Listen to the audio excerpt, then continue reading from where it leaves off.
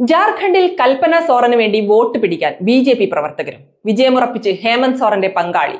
ഉപതെരഞ്ഞെടുപ്പിൽ മത്സരിക്കുന്ന ജാർഖണ്ഡ് മുക്തി മോർച്ച നേതാവും മുൻ മുഖ്യമന്ത്രി ഹേമന്ത് സോറന്റെ ഭാര്യയുമായ കൽപ്പന സോറന് വേണ്ടി വോട്ട് തേടി ബി.ജെ.പി. പ്രവർത്തകർ.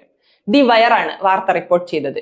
ഗിരിദിഹ് ജില്ലയിലെ ആദിവാസി മുസ്ലിം ഭൂരിപക്ഷ സീറ്റായ ഗഡയിൽ നിന്നാണ് കൽപ്പന സോറൻ മത്സരിക്കുന്നത്. പരമ്പരാഗതമായി ബി.ജെ.പിക്ക് വോട്ട് ചെയ്തു വരുന്നവരുടെ പിന്തുണ നേടിയെടുക്കാൻ കൽപ്പന സോറന് സാധിച്ചുവെന്നാണ് വയർ റിപ്പോർട്ട് ചെയ്യുന്നത്.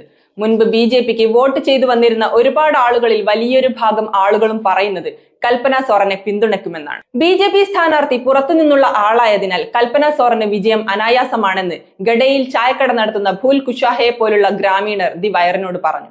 ഇത്തവണ വോട്ട് JMMനാണെന്നും ബി.ജെ.പി. ഞങ്ങളെ വഞ്ചിക്കുകയാണെന്നും ഇവർ തുറന്നു പറഞ്ഞു. കൽപ്പന സോറൻ വിജയിച്ചാൽ മണ്ഡലത്തിൽ കൂടുതൽ വികസനങ്ങൾ എത്തുമെന്നും എല്ലാവർക്കും മികച്ച ആരോഗ്യവും വിദ്യാഭ്യാസവും ലഭിക്കുമെന്നും ഇവർ പ്രതീക്ഷിക്കുന്നു.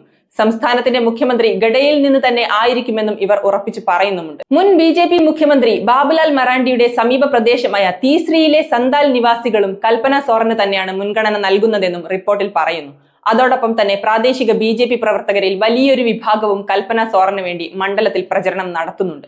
പാർട്ടിക്കകത്തെ തർക്കങ്ങളാണ് ഇവർ ബി.ജെ.പി. സ്ഥാനാർത്ഥിക്ക് പകരം കൽപ്പന സോറനെ പിന്തുണക്കാൻ കാരണം.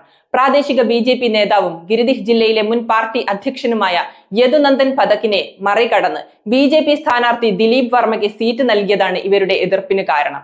2019 ബി.ജെ.പിയുടെ പരാജയത്തിൽ ദിലീപ് വർമ്മ കാരണക്കാരനാണെന്നും ഇവർ ആരോപിച്ചു. സംസ്ഥാന സർക്കാരിനെതിരെ പ്രതിഷേധിച്ചതിന് യദുനന്ദൻ പഥക് ജയിലിൽ പോകണം. വലിയ നേതാക്കൾ വരുമ്പോൾ പാർട്ടി പരിപാടികൾ സംഘടിപ്പിക്കണം, പക്ഷേ മത്സരിക്കാൻ മാത്രം അവസരം ലഭിക്കുന്നില്ല. ഇത് എന്ത് നീതിയാണ് എന്നും ബി.ജെ.പി. പ്രവർത്തകനായ പ്രദീപ് മഹാതോ ചോദിച്ചു. ദിലീപ് വർമ്മ നാമനിർദ്ദേശ പത്രിക സമർപ്പിച്ചതിന് ശേഷം പ്രദീപ് മഹാതോ ബി.ജെ.പിയിൽ നിന്ന് രാജിവെച്ചിരുന്നു.